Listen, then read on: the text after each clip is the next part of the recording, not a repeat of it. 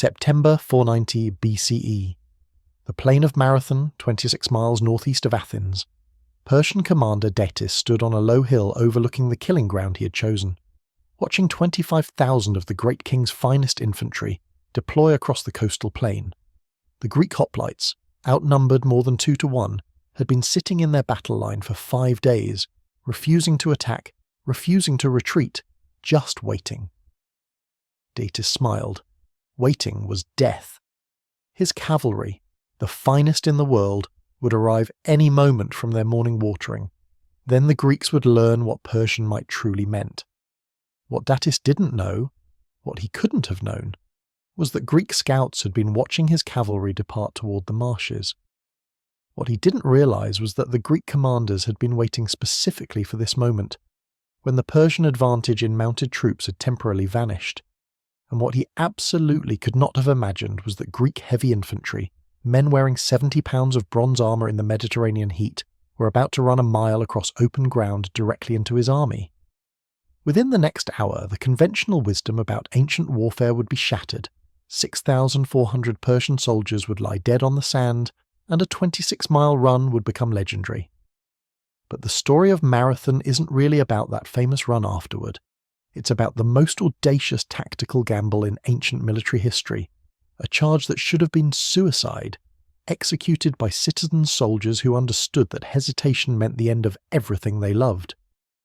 This is the story of how 10,000 amateur warriors defeated a professional army through sheer desperate courage, how a sprint in armour changed the course of Western civilization, and how the Athenians discovered that sometimes the craziest plan is the only one that works. The origins of the Battle of Marathon lay in a grudge that had been festering for 15 years. In 505 BCE, the Greek city of Athens had done something that seemed reasonable at the time, but would prove catastrophically stupid. They had asked the Persian Empire for help. Athens was dealing with Spartan interference in their affairs, and someone suggested sending ambassadors to Sardis, the western capital of the Persian Empire, to request an alliance. The Persian satrap, the regional governor, listened politely to the Athenian request. Then he asked a simple question. Would Athens offer earth and water to the great king? In Persian diplomatic language, this was the standard formula for submission. Offering earth and water meant acknowledging Persian sovereignty. The Athenian ambassadors, apparently not briefed on Persian customs or perhaps just desperate, agreed. They offered earth and water. When they returned to Athens and explained what they had done, the city erupted in outrage. The ambassadors were likely prosecuted. Athens formally repudiated the agreement. From the Athenian perspective, this was a simple misunderstanding. From the Persian perspective, Athens had submitted to the great king and then rebelled. This was intolerable. The situation escalated in 499 BCE when the Greek cities of Ionia, on the western coast of what is now Turkey, revolted against Persian rule. These were fellow Greeks, and Athens decided to support them. The Athenians sent 20 ships, a significant portion of their small navy, to aid the rebellion. In 498 BCE, Athenian soldiers participated in a raid that burned Sardis, the same city where their ambassadors had made that fateful submission. The Ionian revolt was crushed by 494 BCE. The Persians were methodical, brutal, and utterly effective. They recaptured every rebellious city, executing leaders, enslaving populations, and burning temples. And they had not forgotten Athens' role.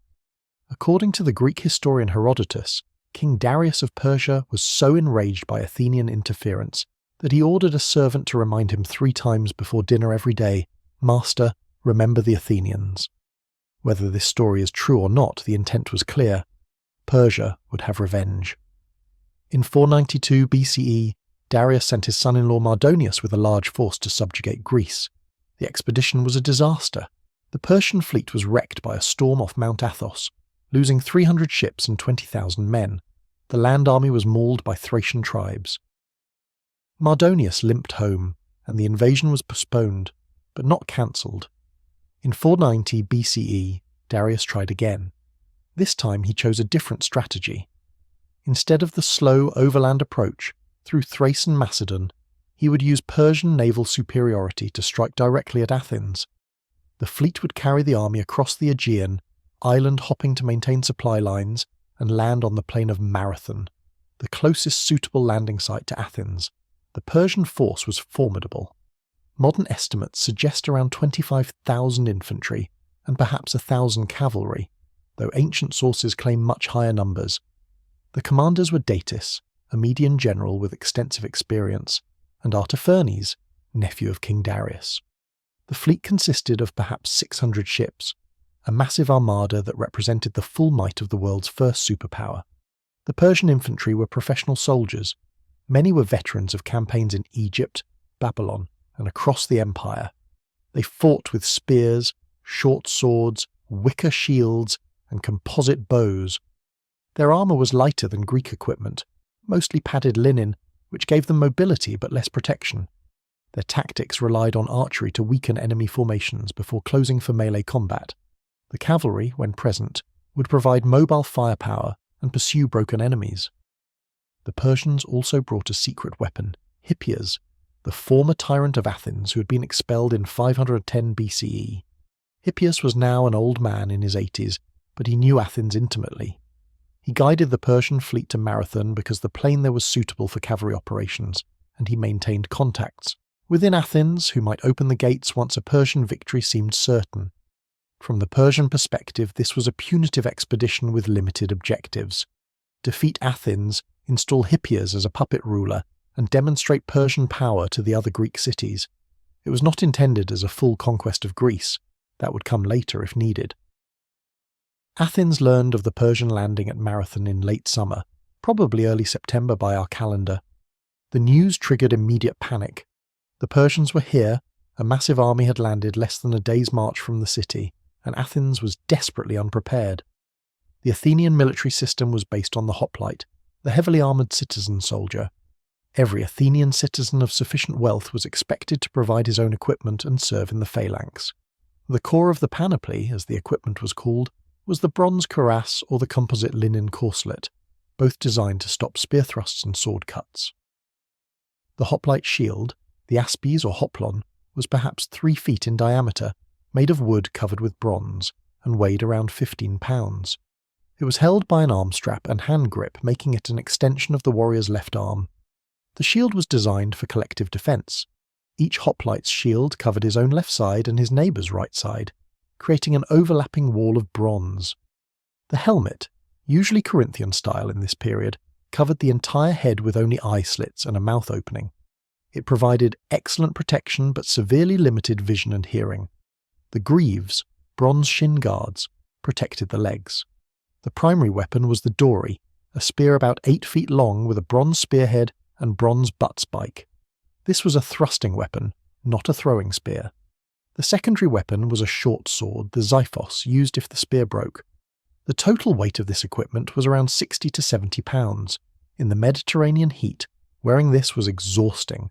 Fighting in it was brutal. The hoplite phalanx was a formation designed around these weapons and armour. Hoplites formed in ranks, typically 8 men deep, standing shoulder to shoulder. The shield wall created by the front rank was nearly impenetrable to frontal assault. The spears of the first several ranks projected forward, creating a hedge of bronze points. The phalanx's strength was overwhelming in a straight push. Its weakness was inflexibility. It could not easily change direction, could not pursue effectively, and was vulnerable to flanking attacks and missile fire. Athens could field about 10,000 hoplites, drawing from all citizens wealthy enough to afford the equipment. This was the entire effective military strength of the city. There were no professional soldiers, no standing army. These were farmers, merchants, craftsmen, and aristocrats who trained occasionally and fought when needed. Commanding these 10,000 hoplites were 10 generals, strategoi, elected annually, one from each of Athens's 10 tribes. By rotation, each general commanded the entire army for 1 day, a system that could lead to disastrous lack of coordination. However, the polemarch, the war archon, held overall command authority and could break ties in the general's council. In 490 BCE, the polemarch was Callimachus of Aphidna, an aristocrat of traditional views. Among the 10 generals was Miltiades, and it is Miltiades who would prove to be the key to Athenian victory. Miltiades was an unusual figure in Athenian politics. He had served as tyrant of the Thracian Chersonese, essentially a warlord on the northern frontier, for years. He had commanded troops against Thracian tribes. Most significantly, he had fought alongside the Persians during their Scythian campaign in 513 BCE. He knew Persian tactics, Persian capabilities, and Persian weaknesses. When the Persian fleet appeared at Marathon, Miltiades understood immediately what the Athenians were facing. The Athenian response to the Persian landing was swift. The assembly voted to send the army to Marathon to confront the invaders. This was not a unanimous decision. Some argued for defending Athens behind the city walls, forcing the Persians into a siege. Miltiades apparently argued forcefully that meeting the Persians at Marathon was essential. If the Persians marched on Athens unopposed, the city would fall. The walls were not strong enough to withstand a determined assault, and there were pro-Persian factions within Athens who might open the gates. The army had to deploy immediately. Athens also sent a runner to Sparta requesting aid.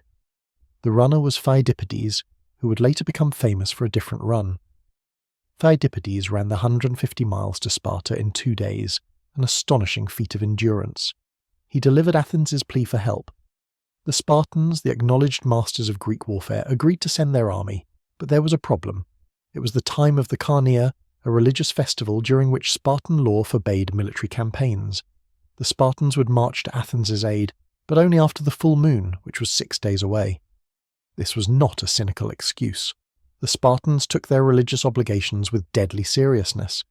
But it meant Athens would face the Persians alone, at least initially. One small city did respond immediately. Plataea, a town of perhaps 4,000 people northwest of Athens, sent its entire hoplite force, about 1,000 men, to stand with Athens. This was an act of remarkable courage. Plataea had no obligation to Athens beyond friendship and a defensive alliance. They knew they were marching to face the Persian Empire. They came anyway. The Athenians never forgot this. For centuries afterward, Plataeans had special honours in Athens. The Athenian army, now numbering approximately 10,000 Athenian and 1,000 Plataean hoplites, marched to Marathon. They arrived to find the Persian army already deployed on the plain. The Athenians took up position at the southern end of the plain, near the sanctuary of Heracles, with their flanks secured by rough terrain and trees. This position blocked the roads to Athens, forcing the Persians to either attack the Greek position or re-embark and land elsewhere, abandoning their foothold. For 5 days, the two armies faced each other without fighting. This standoff has puzzled historians for centuries. Why didn't the Persians attack? Why didn't the Greeks retreat? The answer lies in the tactical situation both sides faced. From the Persian perspective, attacking the Greek phalanx in its chosen position was unattractive. The Athenians were deployed on higher ground with secured flanks. The Persian advantage in cavalry could not be exploited in a frontal assault uphill through broken terrain. Datis was waiting for his cavalry to create an opening, or for the Greeks to make a mistake. From the Athenian perspective, retreating meant uncovering the road to Athens and allowing the Persians to march on the city unopposed. Attacking across open ground against a larger force backed by cavalry and archers was suicide. So they waited, hoping the Spartans would arrive, hoping the Persians would give them an opening. The conditions during this standoff were brutal. The hoplites had to remain in armour, ready to fight at any moment. The heat was oppressive. Water was limited. The psychological strain of facing the Persian army, knowing that at any moment thousands of arrows might darken the sky, was enormous. But the Athenians held their ground. The generals met in council each day to debate strategy. Ancient sources suggest there was fierce disagreement. Some generals wanted to retreat to Athens, others wanted to wait for the Spartans. Miltiades argued for attacking immediately, but he was in the minority. Then, on the 5th day, everything changed. Greek scouts reported that the Persian cavalry had left camp at dawn, heading toward the marshes and water sources away from the main Persian position. The reason for this movement is disputed. Perhaps it was routine watering for the horses. Perhaps the cavalry was preparing to board ships for an attack directly on Athens. Perhaps they were foraging. What mattered was that for the first time since landing, the Persians were without their cavalry screen. Miltiades saw his opportunity. He argued in the Council of Generals that the Athenians had to attack now, immediately, before the cavalry returned. Without cavalry, the Persian advantages in mobility and missile fire were greatly reduced. The hoplite phalanx could engage on nearly equal terms. Several generals supported him, but the vote was deadlocked, 5 in favour, 5 against. The deciding vote belonged to Callimachus, the polemarch. According to Herodotus, Miltiades made an impassioned speech to Callimachus. He argued that Athens stood at a crossroads. Attack now and victory was possible. Wait, and the city would fall to Persian conquest or be torn apart by internal faction. The choice was between freedom and slavery, between courage and cowardice. Callimachus voted to attack. This decision was extraordinary. The Athenians were choosing to abandon their defensive position and attack across open ground against a force that outnumbered them significantly. They were giving up every tactical advantage to seize a fleeting opportunity, and they were doing it not as a last desperate act, but as a calculated gamble. Miltiades had a plan, but it required perfect execution and enormous courage from every hoplite in the line. The Athenian phalanx deployed for battle. The 10 tribes each formed a contingent, and by tradition they deployed in a specific order based on ancient precedent. Callimachus and his picked troops held the right wing, the position of honour. The Plataeans held the left wing, an extraordinary honour for non-Athenians. The tribal contingents filled the centre. Here Miltiades made his critical tactical innovation. The standard phalanx was 8 ranks deep, providing weight and staying power in the push of shields. Miltiades deliberately weakened his centre to only 4 ranks deep, while strengthening his wings to perhaps 10 or 12 ranks deep. This created a formation shaped like a horseshoe, strong on the flanks, weak in the middle. Why would Miltiades do this? Because he understood Persian tactics. The Persian army would concentrate its best troops in the centre, expecting that a breakthrough there would split the Greek line and lead to collapse. The Persian wings would be held by subject levies, troops from conquered territories who fought because they had to, not from conviction. Miltiades was setting a trap. His weak centre would be pushed back by the Persian centre, but his strong wings would crush the Persian wings and then envelop the Persian centre from both sides. The plan was brilliant. It was also insane. It required the Athenian centre to hold together while being pushed backward by superior numbers. If the centre broke and ran instead of conducting a fighting retreat, the entire army would collapse. It required the wings to break through the enemy fast enough to save the centre, and it required perfect coordination without modern communications. Miltiades was asking farmer soldiers to execute a double envelopment, one of the most difficult manoeuvres in warfare against a professional army. But there was one more element to the plan, the element that has fascinated military historians for 2,500 years: the charge. The distance between the Athenian position and the Persian line was approximately 1 mile, perhaps a little less, somewhere between 1,500 and 2,000 yards. Conventional wisdom in ancient warfare said that heavy infantry advanced slowly in formation, maintaining cohesion, closing the distance at a walk to preserve energy and formation. To charge, to run in heavy armour, was to invite disorder and exhaustion, to arrive at combat blown and disorganized. But Miltiades understood something crucial. The most dangerous phase of closing with the Persians would be the last 200 yards, the effective range of massed archery. Persian archers could not stop a hoplite phalanx, the armour was too good, but they could inflict casualties and disorder the formation. They could hit unarmoured parts, arms, legs, faces. They could kill enough men to weaken the line before contact. Unless the Greeks closed that distance so fast that the archers only got 1 or 2 volleys, Miltiades gave the order. The entire Athenian line, 11,000 men in heavy armour, began to advance. They started at a walk, maintaining formation, conserving energy. The Persians watched them come, no doubt with confidence. They had faced other heavily armoured infantry before. The procedure was standard. The archers would weaken the enemy formation, the infantry would engage, and superior numbers would prevail. But as the Greeks closed to about 200 yards, something unprecedented happened. The Athenian officers screamed the command, "Charge!" The entire phalanx, all 11,000 men, broke into a run. Not a jog, a full sprint, as fast as men could move in 70 pounds of bronze armour, across uneven ground in summer heat, holding formation. The Persian archers loosed their arrows. Thousands of arrows arched into the sky and fell into the charging Greek formation. But there was no time for a second volley. The Greeks were coming too fast. The archers had perhaps 30 seconds before impact, not enough time to knock, draw and loose again. The Persian front ranks braced for impact. and then 11,000 hoplites, moving at perhaps 8 to 10 miles per hour, 140,000 pounds of armoured men, hit the Persian line like a bronze avalanche. The physics of that collision are difficult to imagine. The hoplite phalanx was designed to exploit mass and momentum. Each hoplite pushed with his shield, not just with his own strength, but with the weight of the men behind him. In a normal phalanx clash, both sides would come together relatively slowly, shield to shield, and the battle would become a shoving match, the literal pushing of hoplites trying to drive back their opponents. But at Marathon, the Greeks hit at running speed. The kinetic energy of that charge was devastating. The first ranks of the Persian infantry were simply bowled over. The Greek spears, projected forward in a wall of bronze points, punched through wicker shields and linen armour. The Greek shields, 3 feet of bronze-faced wood backed by the momentum of running men, smashed into Persian infantry with bone-breaking force. The initial impact likely killed or incapacitated hundreds of Persians in the first seconds. But the Persians were not amateurs. These were professional soldiers who had conquered an empire. They absorbed the shock and the battle began in earnest.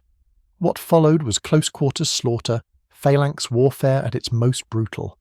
The Greeks fought with their 8-foot spears, thrusting overhand at faces and throats, underhand at bellies and groins when spears broke, and they broke constantly in this kind of fighting. The hoplites drew their short swords and continued fighting, stabbing over and under shield rims. The Persians fought back with their own spears and swords, trying to find gaps in Greek armour, slashing at arms and legs and faces. Men screamed, fell, were trampled. Blood made the ground slippery. The dust rose in choking clouds. The noise was overwhelming, the crash of bronze on bronze, the screams of wounded men, the bellowed orders that no one could hear. In the centre, exactly as Miltiades had predicted, the Greek line began to give ground. The Persian centre, composed of native Persian and Saka troops, the empire's best infantry, pushed forward against the weakened Athenian centre. The 4-rank Greek formation was simply not heavy enough to hold against superior numbers, but this was not a rout. The Athenian centre fought a deliberate fighting retreat, giving ground slowly, maintaining cohesion, killing as they withdrew. This required extraordinary discipline. Every instinct, once you started moving backward in combat, was to turn and run. But the Athenian hoplites held formation, shields locked, giving ground step by step, buying time for the wings to do their work. On the wings, the Greek plan was working perfectly. The strengthened Athenian right wing under Callimachus and the Plataean left wing were crushing the Persian flanks. The subject levies holding these positions, troops from conquered peoples who had no personal stake in the battle, broke under the assault. When the phalanx hit them at running speed, they shattered. The Greek wings drove through, scattering the Persian flanks. Now came the critical moment. On hundreds of battlefields throughout history, victorious wings have pursued broken enemies, leaving the centre to its fate. If the Greek wings did this, the Athenian centre would be surrounded and destroyed. But Greek discipline held. The wing commanders, probably following pre-battle orders from Miltiades, wheeled their formations inward instead of pursuing. The 2 wings turned 90 degrees, a complex manoeuvre executed in the midst of battle, and attacked the Persian centre from both sides. The Persian centre suddenly found itself engaged to the front by the Athenian centre, and attacked from both flanks by the Greek wings. They were being enveloped, caught in a closing vise of bronze and iron. This was the double envelopment, the same manoeuvre Hannibal would use to destroy a Roman army at Cannae 200 years later. For the Persians caught between 3 Greek forces, the situation went from difficult to impossible in moments. They fought with desperate courage, but they were surrounded, outnumbered at the point of contact and being killed from multiple directions. The Persian centre held together longer than most armies would have. These were elite troops, veterans, men who had conquered most of the known world. But even the best soldiers cannot fight forever. When surrounded, the Persian centre began to break. What had been an organised withdrawal became a rout. Persian soldiers, seeing their flanks collapsed and enemies behind them, began to run. The panic spread through the ranks with terrible speed. Suddenly thousands of men were fleeing toward the ships, trying to reach the safety of the fleet before the Greeks caught them. The Greeks pursued, and now the slaughter truly began. This was the nightmare scenario for ancient infantry, to be caught in the open by pursuing enemies. The Persians threw away their weapons and shields, anything that would slow them down. The Greeks hunted them across the plain, spearing running men in the back, cutting down those who stumbled, killing with the methodical efficiency of men who knew their enemy would return if allowed to escape. The pursuit reached the Persian ships beached on the shore. The Greeks tried to capture the vessels to prevent Persian escape and to seize trophies, but here the Persians rallied. The crews and marines on the ships were fresh troops who had not been in the land battle. They defended the ships with arrows and spears. The fighting at the ships was desperate. Callimachus, the polemarch who had cast the deciding vote to attack, was killed here, fighting at the water's edge. The Athenian general Stesilaus was killed. The brother of the playwright Aeschylus, Cynaegirus, grabbed the stern ornament of a Persian ship and had his hand cut off by an axe. He bled to death on the beach. The Greeks managed to capture 7 ships, a pittance from a fleet of 600, but the symbolic value was enormous. For the rest, the Persians managed to push off and escape. The battle was over. The casualty figures reported by Herodotus seem almost unbelievable. He claims the Persians lost 6,400 men, while Athenian losses were only 192 dead. Modern historians have debated these numbers for centuries. The Persian figure might be accurate. In ancient warfare, most casualties occurred during the rout when fleeing soldiers were cut down from behind. The Athenian figure is harder to accept. It seems too small for the intensity of the fighting described. Some scholars suggest it represents only citizens killed, not slaves or metics who also fought. Others suggest it reflects only those killed in the initial battle, not those who died later from wounds. Still, even if we double or triple the Athenian casualties, the outcome was a crushing Greek victory. An army of citizen soldiers, fighting on their own soil, had defeated the military forces of a superpower. But the battle was not quite over. As the surviving Persian ships regrouped offshore, Datis made a final attempt. The fleet would sail around Cape Sunion and attack Athens directly. With the Athenian army at Marathon, Athens itself was virtually undefended. If the Persians could reach the city first, they could take it before the army returned. This was still a viable plan. The Persians had ships. The Greeks would have to march back at least 26 miles in their armour, already exhausted from battle. But the Athenians understood the danger. Miltiades ordered the army to march immediately. There was no time to rest, no time to properly deal with the dead, no time for the wounded. The army had to reach Athens before the Persian fleet. So the same men who had just fought one of the most intense battles in ancient history, the same men who had run a mile in armour and then fought in hand-to-hand combat in the heat, turned around and marched back to Athens. They marched through the afternoon and into the evening, perhaps 26 miles, in their armour, in the heat, without adequate rest or water. Some men collapsed and died on the march, their hearts giving out from exhaustion. But the army reached Athens before the Persians. When the Persian fleet arrived off Athens the next day, they saw the Athenian army, still in their armour, arrayed on the heights above the city, ready to fight again. Datis looked at those hoplites, counted his losses, calculated his chances, and decided discretion was the better part of valour. The Persian fleet turned around and sailed back to Asia. The campaign was over. Athens had survived. The run of Phidippides, or according to some sources a runner named Philippides or Eucles, from Marathon to Athens with news of victory would become legendary. According to later traditions, he ran the 26 miles, announced, "We have won," and dropped dead from exhaustion. This story, possibly a confusion with Phidippides' earlier run to Sparta, would inspire the modern marathon race. But the real marathon was run by the entire Athenian army twice. They ran to battle and they ran back home. The impact of marathon on Greek history and indeed on Western civilization cannot be overstated. Athens had defeated Persia. A free city had stood against an empire and won. The psychological impact was enormous. Greeks learned that Persian soldiers were not invincible, that courage and superior tactics could overcome superior numbers. Athenian confidence soared. Within a generation, Athens would build a navy, create an empire, and become the cultural centre of the Greek world. The flowering of Athenian democracy, philosophy, drama, and art in the 5th century BCE all trace their roots to the confidence born at Marathon.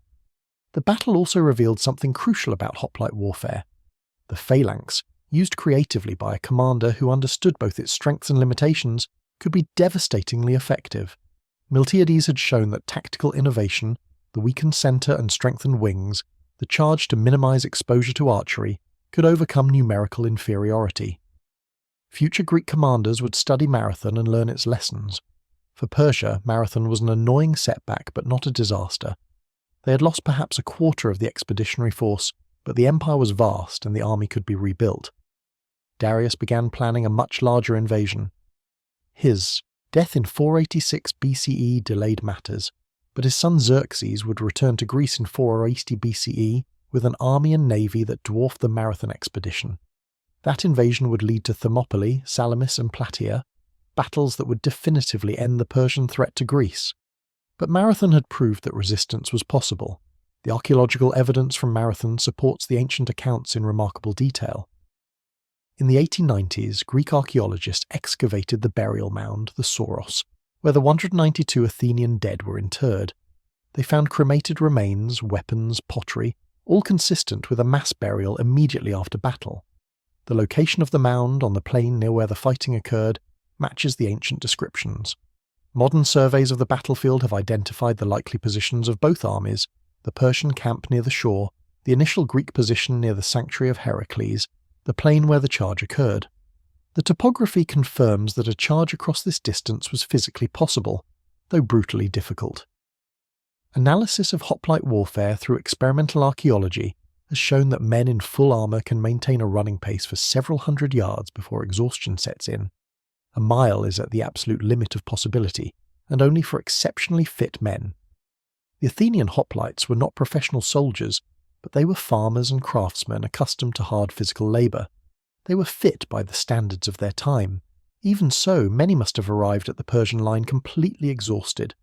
The fact that they still won the initial collision testifies to the devastating effect of momentum and the psychological shock the charge created. The Persian tactics at Marathon have been criticised by military historians. Why did Datis deploy his army on open ground and wait for 5 days? Why not attack the Greek position immediately? Why not use the cavalry more aggressively? The answers likely relate to Persian strategic objectives and tactical doctrine. Datis was not trying to conquer Greece, just punish Athens. He needed to defeat the Athenian army decisively enough to convince Athens to accept Hippias as ruler. A narrow victory achieved through costly assault would not accomplish this. He was waiting for the Greeks to make a mistake, or for political factions within Athens to force a retreat. The absence of cavalry during the final battle remains mysterious. If the cavalry was simply watering horses, the timing was catastrophically unfortunate. If they were boarding ships for an amphibious assault on Athens, then Datis was dividing his forces in the face of the enemy, a classic blunder. Some historians have suggested the cavalry had already departed by sea days earlier, which would explain why the Greeks finally attacked, but this conflicts with evidence that cavalry was present during the standoff. We may never know the complete truth. What is certain is that when the opportunity came, the Athenians seized it with both hands. Miltiades' plan was high risk, but doing nothing was guaranteed failure. He gambled everything on one charge, on the courage and discipline of citizen soldiers, on a tactical innovation that had never been tried before, and it worked. The flying wedge of Greek hoplites smashed into the Persian line with such force that the battle was effectively decided in the first few minutes. The rest was execution of the plan and the grim arithmetic of close combat. The individual stories from Marathon have echoed through the centuries. Cynaegirus grabbing the Persian ship and losing his hand became a symbol of Athenian determination. Callimachus, choosing to attack and then dying in victory, became the model of leadership. The Plataeans marching to stand with Athens became legendary for their loyalty. And Miltiades, the architect of victory, became a Greek hero. Though his later life would be less glorious, dying in prison after a failed expedition, his reputation at Marathon was secure. One figure conspicuously absent from the accolades was Phidippides, the runner who went to Sparta and possibly died bringing news of victory. His fame came much later, centuries after the battle, when his run inspired the modern marathon race. But in the immediate aftermath, he was overshadowed by the generals and the hoplites who had actually fought. Ancient Greece did not romanticize messengers the way later ages would. The Spartans arrived at Athens the day after the battle, having marched the entire distance as soon as their religious obligations permitted.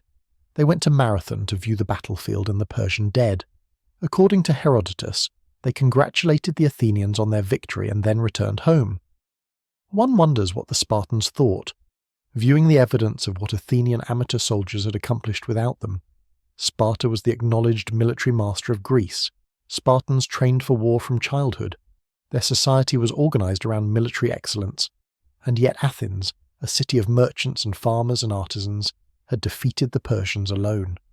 The Spartans said nothing recorded in our sources, but the implications must have been uncomfortable.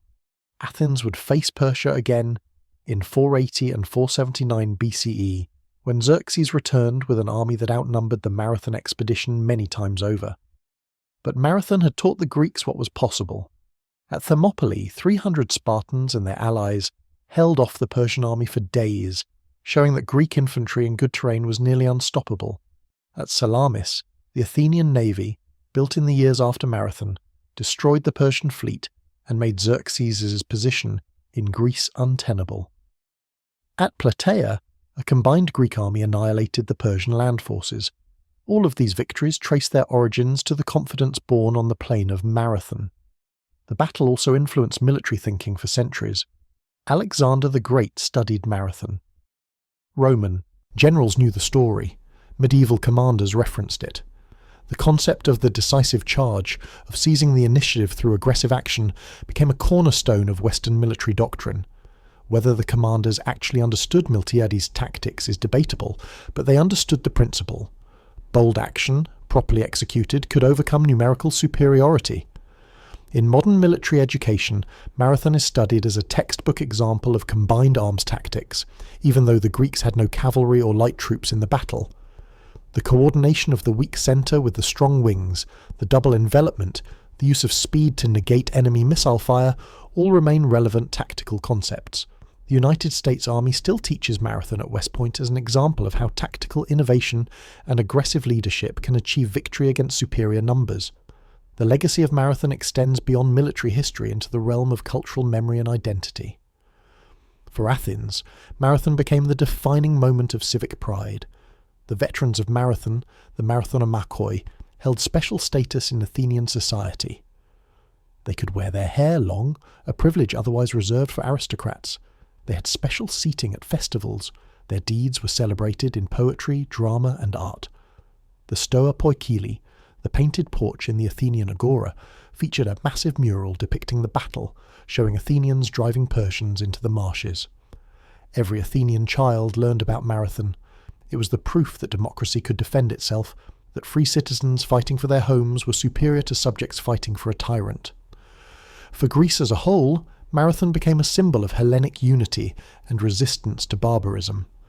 Never mind that most Greek cities had not participated, that some had even submitted to Persia.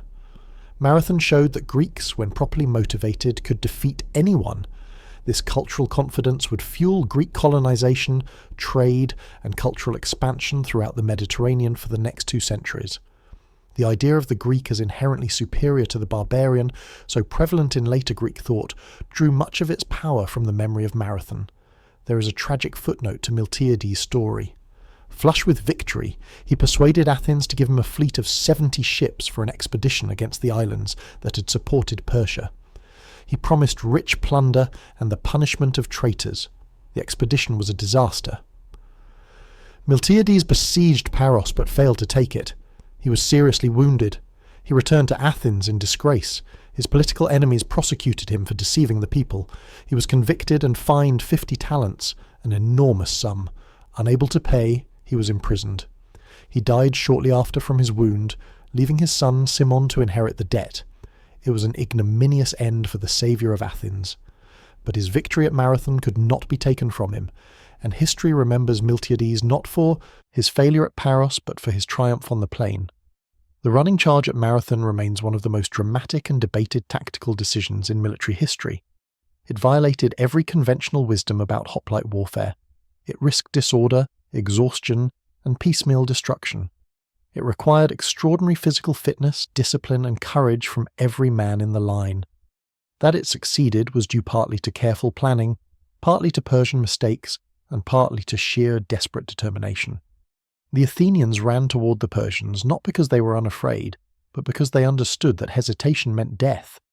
They charged because Miltiades convinced them it was their only chance, and they won because 11,000 amateur soldiers executed a professional maneuver with precision that veteran armies would have struggled to match. September 490 BCE, the plain of Marathon. 11,000 Greek hoplites in heavy bronze armour began to run. They ran across open ground toward an enemy that outnumbered them. They ran into the face of thousands of arrows. They ran until their lungs burned and their legs screamed and their vision narrowed to the enemy line ahead. And then they hit that line like a bronze tsunami and broke the Persian army. In doing so, they changed history. They proved that free men fighting for their homes were worth more than subjects fighting for an empire. They showed that courage and innovation could overcome numbers and experience. They demonstrated that democracy could defend itself, and they set in motion events that would lead to the flowering of classical Greek civilization, the civilization that would lay the foundations for Western culture. All because a group of farmers and craftsmen decided to put on bronze armour, pick up spears, and run screaming toward the most powerful army in the world. The day the Battle of Marathon turned into a hoplite sprint was the day that showed what was possible. The Greeks never forgot it, neither should we. The Persian perspective on Marathon deserves deeper examination, because for all the Greek celebration, the Persians did not view this battle the way the Greeks did. To Darius and his court, Marathon was a minor setback in a minor campaign on the distant western frontier of the empire. The loss of 6,400 soldiers from an empire that could field armies of 100,000 was regrettable but not catastrophic. The failure to punish Athens was annoying but not critical. Persia had bigger concerns: rebellions in Egypt, unrest in Babylon, the constant pressure of maintaining control over dozens of subject peoples. One failed punitive expedition against a minor Greek city was hardly the disaster that Greek sources portrayed. This Persian perspective is crucial to understanding what came next. If Marathon had been the decisive defeat that Greeks celebrated, Persia would have abandoned Greece forever. Instead, Darius immediately began planning a much larger invasion. He ordered the construction of a massive fleet, the conscription of troops from across the empire, the stockpiling of supplies. This would not be a punitive raid, but a full conquest. Darius would personally lead the army. Greece would be added to the empire, and this time there would be no mistakes. Darius's death in 486 BCE delayed the invasion, but did not cancel it. His son Xerxes inherited both the throne and the obligation to avenge his father's honour. Xerxes was not particularly interested in Greece. He had his own problems, including a major revolt in Egypt that required immediate attention. But the Greek expedition had been prepared, the resources allocated, and Persian pride demanded revenge for Marathon. More practically, as long as Greece remained independent and hostile, it posed a potential threat to Persian control of Ionia. The Greek cities of Asia Minor might be inspired to revolt again if mainland Greece remained free. So Xerxes committed to the invasion, though he expanded its scope beyond what his father had planned. The preparations for Xerxes' invasion were unprecedented in scale. Herodotus, our primary source, claims Xerxes assembled 1.7 million infantry, 80,000 cavalry and 200 warships, numbers that are physically impossible and almost certainly exaggerated by factors of 5 or 10. Modern estimates suggest perhaps 200,000 to 300,000 troops and 600 to 800 ships, still an enormous force by ancient standards. The army included contingents from every part of the empire: Persians, Medes, Assyrians, Bactrians, Indians, Ethiopians, dozens of different peoples with different equipment and fighting styles. It was less a unified army than a coalition of forces, all commanded by Persian officers, all serving the great king. The logistical challenges were staggering. Moving such an army required advanced preparation that took years. Supply depots were established along the invasion route. A canal was dug through the Mount Athos Peninsula to allow the fleet to avoid the dangerous waters, where Mardonius had lost his fleet in 492 BCE. Bridges were built across rivers. Most famously, 2 bridges of boats were constructed across the Hellespont, the narrow strait between Asia and Europe, to allow the army to cross. When a storm destroyed the first bridges, Xerxes reportedly had the engineers executed and ordered his men to whip the waters, a story that Greek sources loved because it portrayed Persian despotism and hubris. The Greek response to this threat was complicated by Greek disunity.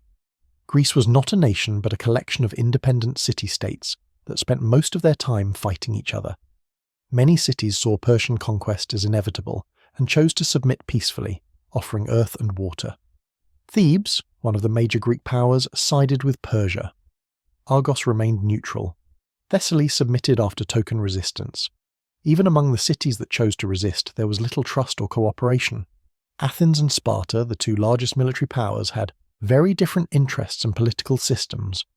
Athens was a democracy, increasingly naval-focused, commercially oriented. Sparta was an oligarchy, land-based, militarily conservative, deeply suspicious of Athenian ambitions. Nevertheless, a coalition formed.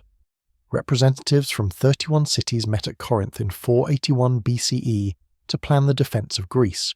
Sparta, as the acknowledged military leader of Greece, was given overall command.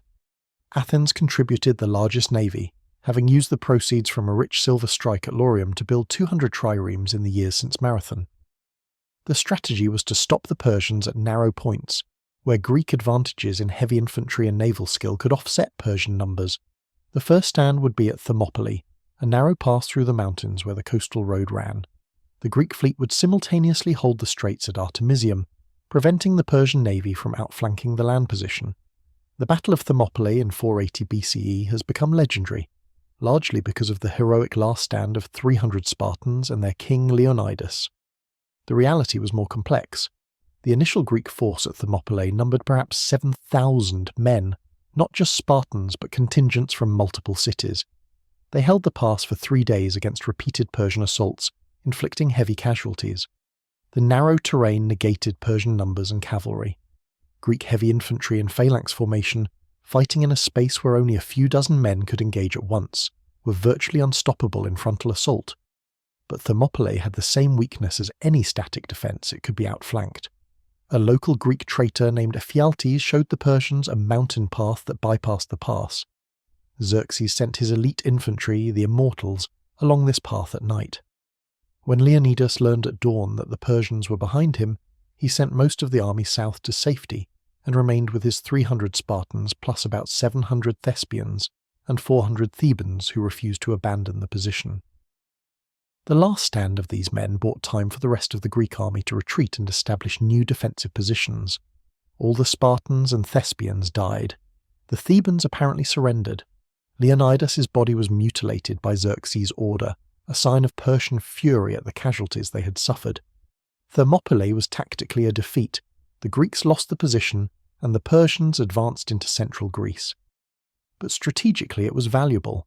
The Persians had been delayed, had suffered heavy casualties, and had learned that Greek hoplites in good terrain were extremely dangerous.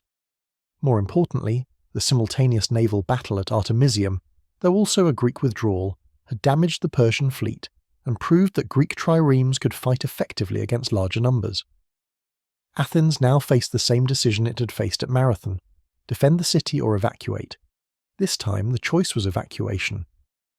The Athenian leader, Themistocles, convinced the assembly to abandon Athens, evacuate the civilian population to Salamis and other nearby locations, and trust everything to the fleet. This was an extraordinary decision, essentially gambling the survival of Athens on a naval battle. The city was left to the Persians, who occupied it, sacked the Acropolis, and burned the temples in revenge for the burning of Sardis decades earlier. The decisive naval battle occurred in September 480 BCE in the narrow straits between Salamis and the mainland. Themistocles lured the Persian fleet into these restricted waters, where Persian numerical superiority was neutralized, and Greek ramming tactics could be employed effectively. The battle was a crushing Greek victory. Perhaps 200 Persian ships were sunk or captured against minimal Greek losses. Xerxes, watching from a throne erected on a hill overlooking the straits, saw his fleet destroyed in a single afternoon. The loss at Salamis changed everything. Without naval superiority, Xerxes could not supply a large army in Greece over the winter. Without control of the sea, his communications with Asia were vulnerable. He had failed to take Athens or destroy the Greek fleet, the two main objectives of the campaign. So Xerxes did what rational commanders do when a campaign is failing: he cut his losses. He took much of the army and returned to Asia, leaving his general Mardonius with perhaps 80,000 picked troops to winter in Thessaly and complete the conquest the following year. In 479 BCE, Mardonius marched south and occupied Athens again, the population having been evacuated again to Salamis. He attempted to negotiate a separate peace with Athens, offering generous terms if Athens would abandon the Greek alliance. Athens refused. Mardonius withdrew to Boeotia, choosing a battlefield near Plataea that was suitable for cavalry operations, his major advantage over the Greeks. The final battle of the Persian War was about to begin. The Battle of Plataea in August 479 BCE was the largest land battle ever fought in Greece, with perhaps 100,000 Greeks facing 80,000 Persians and allied forces. The battle lasted for days, with neither side able to gain a decisive advantage. The Greeks, under overall Spartan command, deployed in a line stretching for miles, an enormous phalanx with contingents from dozens of cities. The Persians harassed them with cavalry and archers, trying to disrupt the Greek line and force a premature attack. The turning point came when the Greeks began a nighttime repositioning that the Persians interpreted as a retreat. Mardonius ordered a general advance, thinking the Greeks were breaking. But the Greek centre and right wing, including the Spartans, stopped their withdrawal and turned to fight. The Persian infantry charged the Spartan line and was massacred. The Spartans and their allies, fighting in terrain that limited Persian cavalry effectiveness, destroyed the Persian infantry in close combat. Mardonius himself was killed, reportedly by a Spartan who struck him down with a rock, an ignominious end for a Persian noble. With their commander dead and the infantry broken, the Persian army collapsed. The pursuit after Plataea was systematic and brutal. The Greeks stormed the Persian camp, slaughtering everyone they could catch. Thousands of Persians died trying to escape back to Asia. The Persian threat to Greece was over. On the same day as Plataea, according to tradition, a Greek fleet destroyed the remnants of the Persian navy at Mycale on the Ionian coast. The coincidence of the two victories, if they actually occurred on the same day, seemed like divine confirmation that Greece was favoured by the gods. The connection between Marathon and these later victories is direct and profound. Marathon had shown that Greeks could defeat Persians in land combat. This knowledge sustained Greek morale through the disasters of Thermopylae and the occupation of Athens. When Greek hoplites faced Persian infantry at Plataea, they did so with the confidence born at Marathon. They knew Persian arrows could not stop a determined charge. They knew Persian infantry could not match Greek armour and discipline in close combat. Marathon had taught them what was possible, and at Plataea they proved it on a larger scale. The strategic situation was also shaped by Marathon. If Athens had fallen in 490 BCE, there would have been no Athenian fleet at Salamis in 480 BCE. The silver mines at Laurium would have been Persian property, their proceeds funding Persian ships instead of Greek ones. The democracy that produced leaders like Themistocles and maintained the discipline to evacuate Athens twice would not have existed. Marathon's victory preserved Athens, allowing it to become the naval power that ultimately defeated Persia at sea. There is a counterfactual question that historians love to debate. What if Persia had won at Marathon? The answer depends on what kind of victory we imagine. If the Persians had destroyed the Athenian army at Marathon, they would have marched on Athens and installed Hippias as tyrant. Athens would have become a Persian client state. Would this have ended Greek resistance? Probably not immediately. Sparta and other cities might have continued fighting. But Athens's resources, both financial and naval, would have been lost to the Greek cause. The Persian Empire would have had a secure base in central Greece, making subsequent conquest much easier. More broadly, a Persian victory at Marathon might have prevented the flowering of Athenian democracy and culture in the 5th century BCE.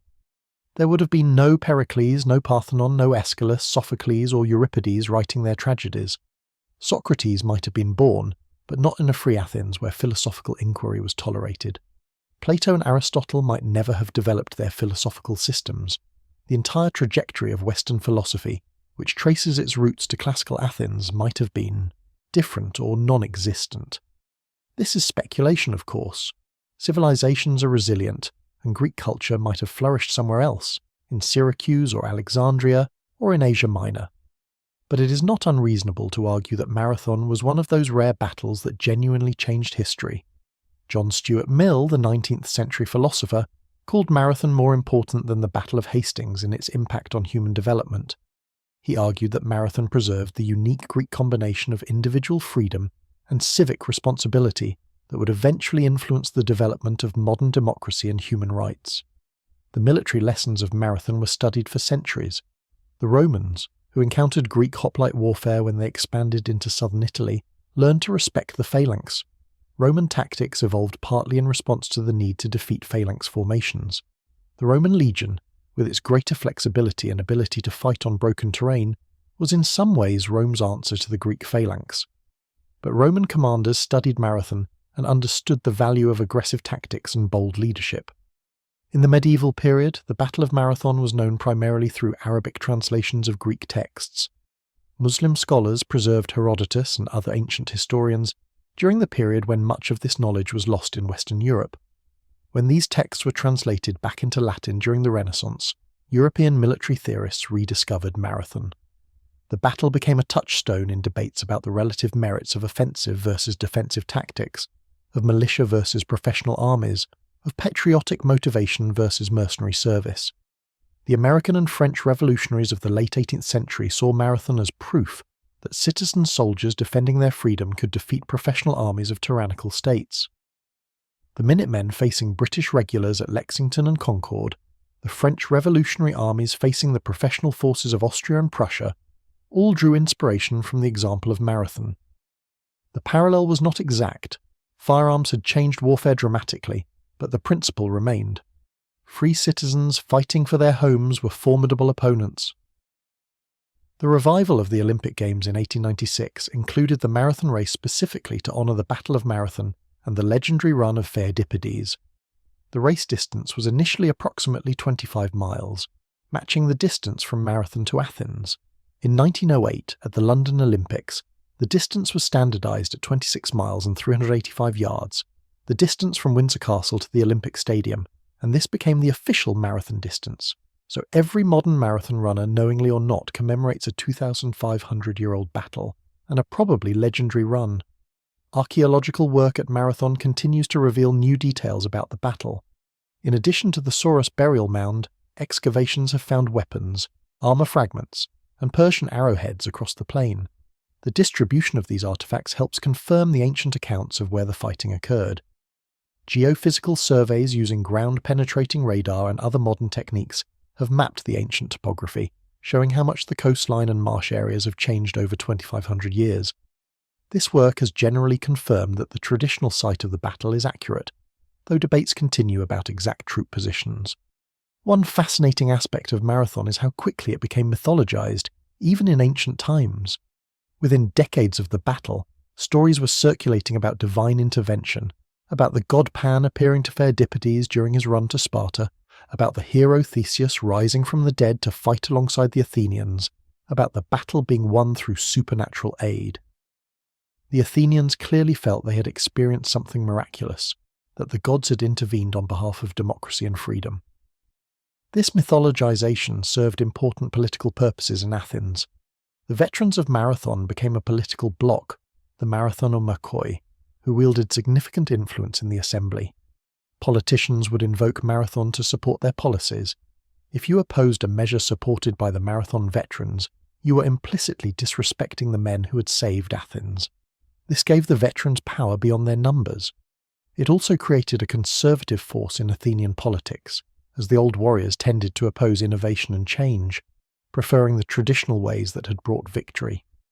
The story of Marathon also reveals the limitations of the historical sources we rely on. Herodotus, our primary source, was born around 484 BCE, about 6 years after the battle. He was not an eyewitness. His account is based on oral traditions, stories told by veterans, family legends, and possibly some written records that no longer survive. He interviewed people decades after the battle, when memories had faded and been shaped by subsequent events. His account is invaluable, but it is not the objective historical record. It is a narrative shaped by Greek cultural values, by Athens' self-image, by the need to create heroes and villains. This means we must read the Marathon story critically, recognizing that some elements are certainly historical. The battle occurred, Athens won, the casualty figures are roughly correct, while other elements may be exaggerated or invented. Did Miltiades really give an impassioned speech to Callimachus? Maybe, but we should note that ancient historians routinely invented speeches to convey what they thought people should have said. Did the Athenians really charge a full mile? The archaeological evidence suggests the armies were probably closer together than that, maybe half a mile, but even half a mile is an extraordinary charge in heavy armour. What remains indisputable is the outcome. A democratic city-state defeated a Persian expeditionary force, preserved its freedom, and set in motion events that would define the Greek world for the next century. The tactics used, particularly the weakened centre and strengthened wings, the aggressive charge, and the double envelopment, demonstrated sophisticated military thinking. Whether Miltiades planned it all in advance or adapted brilliantly to battlefield conditions, he achieved a victory that by all conventional wisdom should have been impossible. The Persian perspective on their defeat at Marathon, insofar as we can reconstruct it from limited sources, seems to have focused on tactical errors rather than any fundamental Greek superiority. Persian military manuals, none of which survive but which are referenced in later sources, apparently emphasized the danger of fighting in terrain unsuitable for cavalry. Marathon was exactly such terrain, with marshes and broken ground limiting cavalry effectiveness. The Persian centre, when it broke through the Greek centre, advanced too far and lost cohesion, allowing itself to be enveloped. These were tactical mistakes, not evidence that Greek hoplites were inherently superior to Persian infantry. This Persian analysis was probably correct in a narrow tactical sense. In different terrain, with cavalry properly employed, with the centre maintaining discipline, the outcome might have been different. But it misses the larger point. The Athenians created the conditions for their tactical advantages. They chose the battlefield. They timed their attack for when the cavalry was absent. They developed tactics specifically designed to counter Persian strengths. Miltiades understood his enemy, understood his own forces, and created a plan that maximized Greek advantages while minimizing Persian advantages. That's not luck, that's military genius. The legacy of Marathon in modern military thought continues to evolve. In the 19th century, military theorists focused on Marathon as an example of the offensive spirit, the value of attacking aggressively even against superior numbers. The Prussian military, which dominated European warfare in the late 19th century, taught Marathon as a lesson in decisive battle and the importance of destroying the enemy army rather than manoeuvring for position. This offensive doctrine would have disastrous consequences in World War I, when the reality of modern firepower made frontal assaults suicidal, but the principle behind it, seize the initiative, force battle on your terms, remains valid. In the 20th century, military analysts began to focus more on Marathon as an example of combined arms tactics and the importance of timing. The charge worked not just because the Athenians were brave, but because they attacked at precisely the right moment, when Persian cavalry was absent and Persian dispositions were vulnerable. The lesson here is about intelligence, reconnaissance, and patience waiting for the right moment. Modern special operations forces study Marathon as an example of how to create and exploit fleeting opportunities. The comparison between Marathon and other famous battles is instructive. Marathon is often compared to Cannae in 216 BCE, where Hannibal used a similar weak centre and strong wings tactic to encircle and destroy a much larger Roman army. Both battles demonstrate the power of the double envelopment when properly executed. But there are crucial differences. Hannibal commanded professional Carthaginian and allied troops who had been training together for years. Miltiades commanded citizen militia who had drilled together occasionally. Hannibal fought on ground of his choosing after manoeuvring the Romans into position. Miltiades attacked across open ground toward an enemy in prepared positions. In some ways, Marathon was the more impressive achievement, precisely because it was accomplished with inferior forces, using a tactic that required near-perfect execution. Marathon has also been compared to Agincourt in 1415, another battle where heavy infantry defeated supposedly superior forces. But the comparison is superficial. At Agincourt, English longbowmen did most of the killing, with men-at-arms fighting defensively. At Marathon, the killing was done in close combat by hoplites with spears and swords. Agincourt was a defensive battle fought on ground chosen by the English. Marathon was an offensive battle fought on ground chosen by the Persians. The circumstances were completely different. Perhaps the closest modern parallel to Marathon is the Six-Day War in 1967. when Israel launched preemptive strikes against Arab forces that heavily outnumbered them. Like Athens, Israel faced an existential threat from numerically superior enemies. Like Miltiades, Israeli commanders chose to attack aggressively at a moment of maximum advantage, rather than wait passively for the enemy to attack. Like the Athenians, the Israelis won a victory so decisive that it reshaped the entire strategic landscape. The parallel is not exact. Modern warfare is utterly different from ancient warfare, but the underlying strategic logic is similar. The human dimension of Marathon deserves final consideration. Those 11,000 men who charged across the plain were not professional soldiers. They were ordinary people, farmers who had left their fields at harvest time, merchants who had closed their shops, craftsmen who had set down their tools. They knew that if they lost, their city would fall, their families would be enslaved, their culture would be destroyed. They charged not because they were fearless. No sane person is fearless facing an army, but because they had more to lose by not charging. Imagine being in that phalanx as the order came to advance. You are in heavy armour that limits your vision and makes every breath an effort in the heat.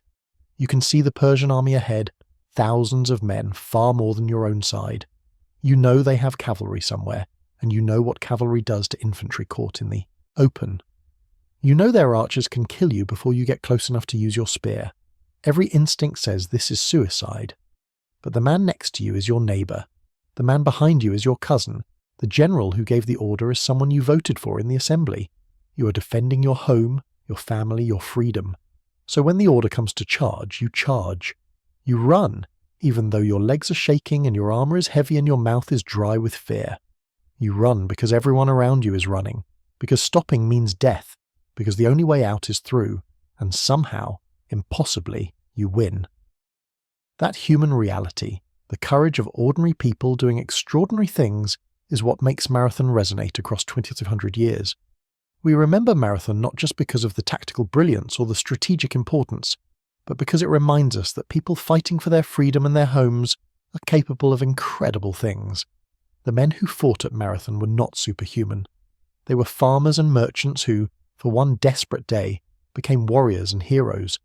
They ran a mile in bronze armour and charged into the Persian army because they had to, because there was no other choice, because freedom required it. September 490 BCE, the Plain of Marathon. 11,000 amateur soldiers in bronze armour ran toward a professional army and won. They won because they were braver, more disciplined, and better led than anyone had a right to expect. They won because Miltiades took a calculated risk, and his men executed it perfectly. They won because sometimes in history, everything comes down to one moment, one decision, one charge. And in that moment, ordinary people proved capable of changing the world. That's the real lesson of Marathon. Not that Greeks were superior to Persians, not that democracy is always victorious, but that people fighting for something they believe in, led by someone they trust, are capable of the impossible. The day the Battle of Marathon turned into a hoplite sprint was the day 11,000 amateur warriors proved that courage and freedom could defeat numbers and empire. 25 centuries later, we still remember their run.